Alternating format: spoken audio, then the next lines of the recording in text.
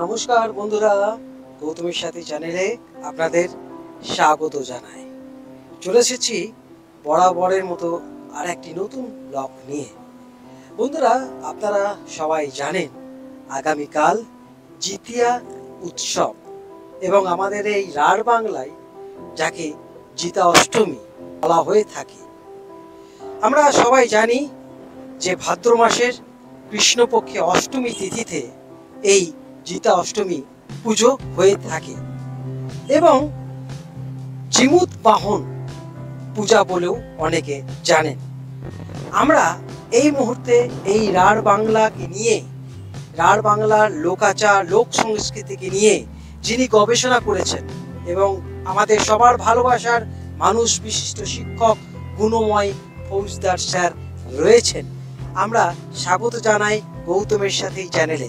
Sir, আমি যখন রাঢ় বাংলা গাঁয়ের কথা লিখে বাংলার লোকাচার বা লোক সংস্কৃতির উপর গবেষণা করছি, সেই লোকাচার ও লোক সংস্কৃতির একটি হলো এই জিতা অষ্টমী বা জিতিয়া উৎসব, যাকে বলা হয় জিমুত বাহন পূজা।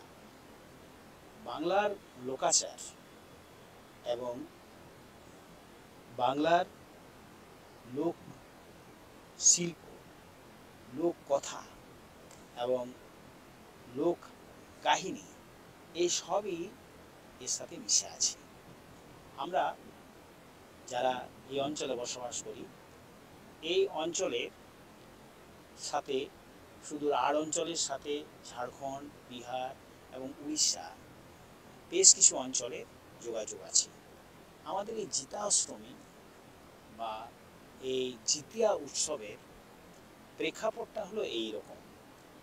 গতকাল মানে যেদিন জিতাষ্টমী হয় তার আগের রাত্রে একটা ছেলেদের সমস্ত উৎসব, সেই উৎসবটাকে বলা হয় নষ্টচন্দ্র, সেইটা উদযাপন করার পর জিতা অষ্টমীর দিনে মায়েরা সারাদিন উপবাস থেকে বিভিন্ন ফল ফুল, যেগুলি ধরো মানে বিরল এখন আমাদের গ্রামে, যেমন আতা, কদম্ব, পেয়ারা, জলে তৈরি হয়, জলে যেগুলো জন্মায় এই সময়কার শালুক ফুল, এই সমস্ত দিয়ে ওই বটবৃক্ষের একটি ডাল ঘরের মধ্যে মানে পুকুর তৈরি করে তার মধ্যে মায়েরা সারাদিন উপবাস থেকে মটর এবং ছোলা দিয়ে নৈবেদ্য সাজায়। কিসের জন্য? সন্তানের কল্যাণের জন্য, সন্তানের দীর্ঘায়ু কামনায়, এবং সন্তান যেমন সুস্থ এবং স্বাভাবিকভাবে দীর্ঘ জীবন যাপন করে, এই হলো মায়েদের লক্ষ্য। এই নিয়ে প্রাচীন গল্প আছে। জিমুত বাহন, জিমুত বাহনকে যদি আজকাল তো গুগল হয়েছে, গুগলে যদি কেউ সার্চ করে দেখবে জিমুত বাহন হলো একজন দার্শনিক, একজন লেখক। এর সাথে কিন্তু সে বৌদ্ধ ছিল, সে এর সাথে কিন্তু খুব একটা ওটা যোগ নেই। এই জিমুত বাহন বলতে আমাদের মায়েরা মনে করে জীবন দেবতার বাহন। এই জীবন দেবতার বাহন কি না, আমাদের দেশে তো শিশু মৃত্যুর হার ছিল অত্যন্ত বেশি, তাই সেই শিশুদেরকে রক্ষা করবার জন্যে সে মায়েরা জিমুত বাহন রূপে পূজা করত। শৃগাল এবং শকুনের, মাটির শৃগাল এবং শকুন তৈরি করে তাকে জিমুত বাহনের বা বাহন মনে করে পূজা করা হতো। আর ষষ্ঠী দেবতাকে তো মায়েরা, দেবীকে তো মায়েরা শিশুর কল্যাণের জন্যই ষষ্ঠী পূজা করেন। আর এই নিয়ে একটি প্রাচীন লোককথা আছে, যেটাকে বলে ব্রতকথা। ব্রতকথা হচ্ছে যে শালিবাহন রাজার কোনো পুত্র সন্তান ছিল না। সেই পুত্র সন্তান না থাকার জন্য তার স্ত্রী এই জিতা অষ্টমীর দিনে পূজা করেছিল এবং তার সন্তান হয়েছিল, একটি সন্তান এবং একটি সন্ততি, অর্থাৎ একটি ছেলে এবং মেয়ে। ছেলেটির নাম রাখে জিমুত বাহন।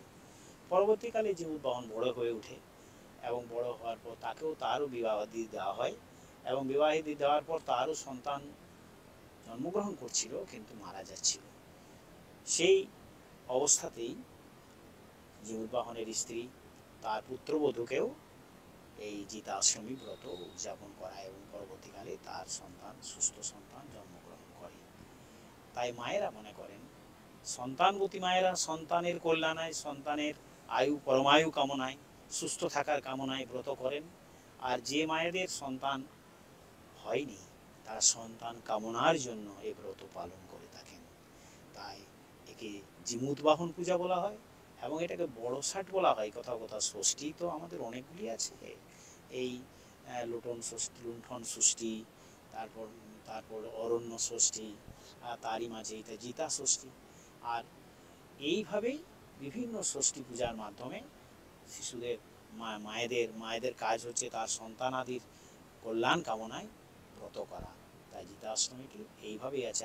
আজ মায়েরা আগামীকাল সারাদিন উপবাস থেকে সেই তারপরের দিন সকালবেলায় তারা সন্তানকে সেই মটর এবং ছোলা দিয়ে তার যে নৈবেদ্য, মা ষষ্ঠীর নৈবেদ্য মায়েরা বলে বাটা, সেই বাটা হাতে তুলে দেবে এবং সেই নির্মাল্য, মা ষষ্ঠীর নির্মাল্য সন্তানের মাথায় দিয়ে মায়েরা তারপর জল খাবে। এই সন্তানের কল্যাণের মায়ের এই যে ব্রত, এই ব্রতকেই বলা হয় জিতাষ্টমীর ব্রত বা জিতিয়া উৎসব বা জিমুত বাহন পূজা। আজকে স্যার সেই দিন, জিতিয়া উৎসব আগামীকাল, কিন্তু আজকে সেই ঘট স্থাপন করা হয়, যেখানে আপনি স্যার বললেন যে কড়াইগুলো ভেজানো হয় এবং সেখানে শালুক ফুল দিয়ে ঘটকে মালা করে সাজানো হয় এবং তার সাথে দেখি যে কাজল লতাও এখানে রয়েছে। এর ভূমিকা কী স্যার? শিশুকে বড় করে তুলতেন মায়েরা, বুঝতে পারছেন, কাজল দিয়ে, হলুদ দিয়ে, তার জন্যেই মা ষষ্ঠীর উপাচারের মধ্যে কাজললতাও দেওয়া হয়। আর এই অষ্টমীর দিনে আমারও তো ছোটোবেলায় মা, বুঝলেন, এই অষ্টমীর দিনে এই কাজল তৈরি করতো, মানে সেই ইয়েতে ঘি, মানে তেলের প্রদীপে বা ঘিয়ের প্রদীপে নিয়ে সেই কাজল পরিয়ে দিত এই জন্যেই যে এটিকেও মা ষষ্ঠীর নির্মাল্যই মনে করা হয়। তার জন্যে আর ওই যে ঘট সাজানো হয় কথা বলছে, তার কারণ হচ্ছে আজকে প্রদোষে তো জিমুত বাহন পূজা, মারা তো সকালবেলা থেকে উপবাস হয়ে থাকেন। তাই তার আগের দিন থেকে ওই যে কলাইগুলো, যেগুলো ছোলা এবং মটর, সেগুলো যাতে ভিজে যায় তার জন্য আলাদাভাবে শুদ্ধাচারে তাকে ঘটের পাশে সেগুলো ভিজিয়ে দেওয়া হয়। আর এই পূজার বিশেষ ফুল হচ্ছে পুকুরের শালুক ফুল। তাই সেই শালুক ফুলেরই দিয়েই তাকে সাজানো হয়। কেন জানেন? পুকুরে জলাশয় তো তৈরি করা হবে, কালকে যে একটা গর্ত তৈরি করা হবে, মানে জলাশয় তৈরি করা হবে।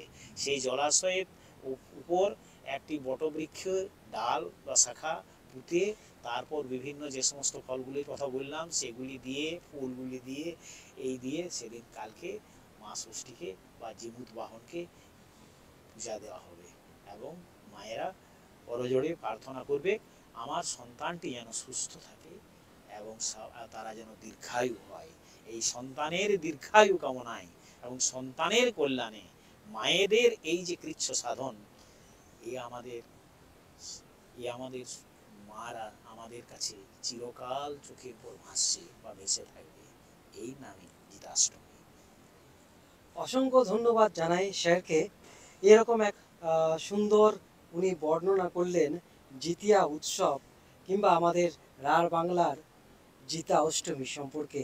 আমরা অনেক কিছু জানতে পারলাম। বন্ধুরা, আপনাদের আজকের এই ব্লগ কেমন লাগলো অতি অবশ্যই জানাতে ভুলবেন না। যদি ভালো লেগে থাকে প্রচুর পরিমাণে ভিডিওটি শেয়ার করুন, চারিদিকে ছড়িয়ে দিন। রাঢ় বাংলার বুকে, সারা বাংলার বুকে যে জিতিয়া অষ্টমী বা বড় ষষ্ঠী বা জিতিয়া উৎসব কি। তো বন্ধুরা, আপনারা ভালো থাকুন, সুস্থ থাকুন। ধন্যবাদ।